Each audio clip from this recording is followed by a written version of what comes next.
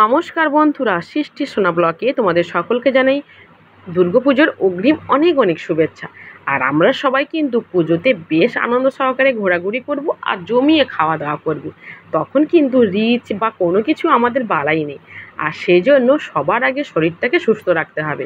কথায় বলে পেট ভালো যার সব ভালো তার। আর সেই পেটকে ভালো রাখতে আজকে যে রেসিপিটি তোমাদের সঙ্গে শেয়ার করব সেটি হলো গিয়ে তেল ছাড়া জলে সেদ্ধ করা চিকেন। হ্যাঁ, অবিশ্বাস্য হলেও কথাটা সত্যি। আর কিভাবে রান্না করছি আমার সাথে থেকে পুরো ভিডিওটি দেখার জন্য অনুরোধ করছি। আমি এখানে 750 গ্রাম চিকেন নিয়েছি। মাঝারি সাইজের চিকেনগুলো পিস করে কেটে এনেছি দোকান থেকে। আমি এখানে 1 টেবিল চামচ টক দইটাকে খুব ভালো করে ফাটিয়ে নিয়েছি। আর 750 গ্রাম চিকেনের জন্য আমি এখানে তরকারির 1.5 বাটি পরিমাণে জল দিয়ে দিয়েছি। বেশি জল দেওয়া কিন্তু যাবে না, পরিমাণে জল দিতে হবে, কারণ চিকেনটা কিন্তু একদম কষা কষা হবে, কোনো প্রকার রসালো থাকবে না। সেই বুঝে জলের পরিমাণটা দিতে হবে। যদি তোমরা রসালো খেতে চাও তাহলে তোমরা জলের পরিমাণটা বেশি দেবে, আর যদি কষা খেতে চাও তাহলে তোমরা জলের পরিমাণটা সেই অনুপাতে দেবে। দেখো, এরপরে আমি চিকেনটা দিয়ে দিলাম আর দিয়ে দিচ্ছি 2টো মাঝারি সাইজে দেখো টমেটো। আমি এখানে মাছ বরাবর কিন্তু কেটে নিয়েছি, পুরো খণ্ড করে নিয়ে নিই। ব্যাস 2টো টমেটো দিয়ে দিলাম। দেখো, আর দিয়ে দিচ্ছি 4টে শুকনো লঙ্কা, এটাও আমি জলে সেদ্ধ করে নেব। ব্যাস, এবার দিয়ে দেব 5টা একদম ছোট ছোট সাইজের পেঁয়াজ। তবে পেঁয়াজের পরিমাণটাও তোমরা দেখে দিও। আমি এখানে দেখো কতটুকু করে পেঁয়াজ নিয়েছি, তাই আমি এখানে 5টা পেঁয়াজ দিয়েছি। ব্যাস, এবার এটাকে একটু নাড়াচাড়া করে ব্যাস ঢাকা দিয়ে দিলেই ব্যাস হবে।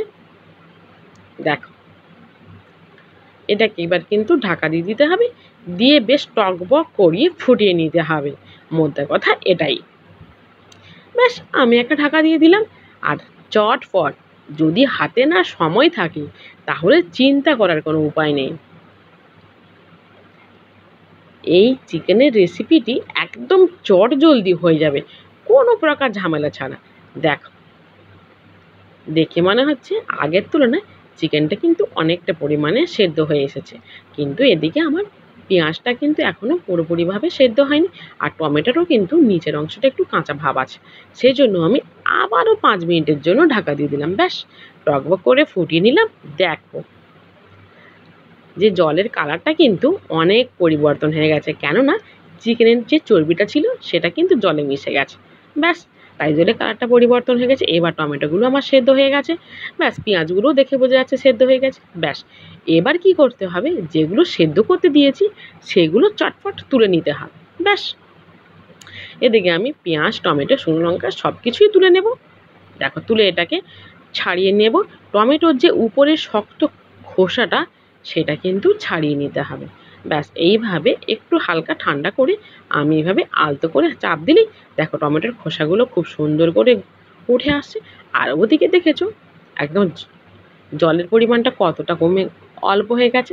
দেখ, এবার দেখ একটা মিহি পেস্ট তৈরি করে নিলাম। এটা অবশ্যই তোমরা মিক্সিতে করে নিতে পারো, কিংবা শিলনোড়াতে পেশাই করলেই হয়ে যাবে। ব্যাস, এর মধ্যে যেটা দিতে হবে জিরে গুঁড়ো, ধনে গুঁড়ো, লবণ। আমি কিন্তু চিকেনে কোনো প্রকার লবণ দিইনি। ব্যাস, পরিমাণ মতন লবণ দিয়ে দিলাম। আর দেব যেটা সব থেকে প্রয়োজনীয়, হলুদ গুঁড়ো। ব্যাস, এবার এটাকে খুব সুন্দরভাবে মিশিয়ে নিতে হবে। দেখ, আর এখানে দিয়ে দেবো রেড চিলি পাউডার, যেটা কিনা একটু কালারিং করবে, তবে কিন্তু ঝাল করে হবে না, কারণ আমি ওখানে 4টে শুকনো লঙ্কা কিন্তু সেদ্ধ করে নিয়েছিলাম, সেজন্য ওটাতেই কিন্তু ঝাল হয়ে যাবে।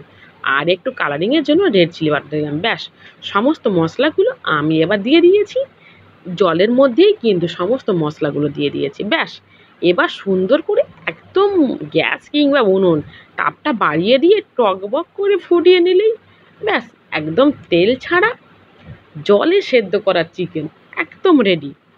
তবে আমি এখানে ধনেপাতা ব্যবহার করছি না, তোমরা চাইলে এখানে ধনেপাতা কুচিটা দিতেই পারো। ব্যাস, দেখো, দেখে বোঝা যাচ্ছে যে এটা জলে সেদ্ধ করা চিকেন।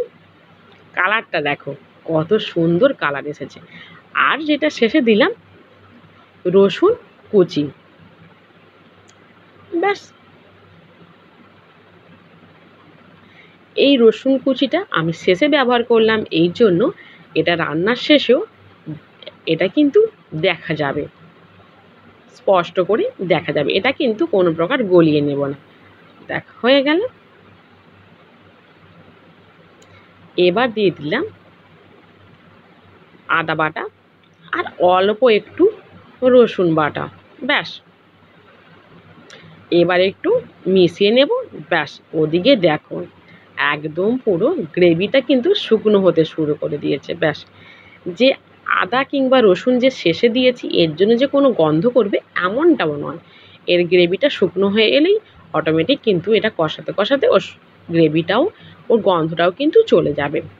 দেখ এবার কিন্তু আর শুকনো করা যাবে না, এটা ঠান্ডা হলেই ব্যাস গ্রেভিটা একদম হয়ে যাবে। আর এখানে দেখো একদম আমার চিকেনটা পুরোপুরিভাবে কষানো হয়ে গেছে, ব্যাস নামিয়ে নেব। দেখো ঠান্ডা হয়ে গেছে, দেখো একদম পুরোপুরিভাবে কষানো চিকেন, কত সুন্দর একটা গন্ধ বেরোচ্ছে দেখো। আর এই যে রসুন কুচিগুলো এখন দেখো স্পষ্ট করে দেখা যাচ্ছে, দেখো। এবার আমি নামিয়ে নেব। আর কেমন হয়েছে আমার আজকে এই একদম তেল ছাড়া জলে সিদ্ধ করা চিকেন, একদম কোনো প্রকার দেখো ঝামেলা ছাড়া। আর ওপর থেকে শেষে ছড়িয়ে দিয়েছি গরম মশলা গুঁড়ো। এটা অবশ্যই গরম মশলাগুলো আমি কিন্তু খুব সুন্দর করে ভেজে নিয়ে গুঁড়ো করে নিয়েছি, কাঁচা গুঁড়ো নয়, এটা ভেজে করে গুঁড়ো করে নিয়েছি, সেটা আমি ছড়িয়ে দিলাম। এবার পরিবেশনের জন্য একদম রেডি। ভাত, রুটি, লুচি, পরোটা কার সঙ্গে না মানাবে, সবার সঙ্গে কিন্তু জাস্ট ফাটাফাটিভাবে জমে যাবে। দেখো এবার প্লেটে পরিবেশনের জন্য রেডি করে নিচ্ছি। কেমন হয়েছে অবশ্যই কিন্তু বলো। আর পুজোর আগে একদম পেট মশাইকে কিন্তু খুব ভালো রাখতে হবে, না হলে কিন্তু আর মাকে দর্শন করা হবে না।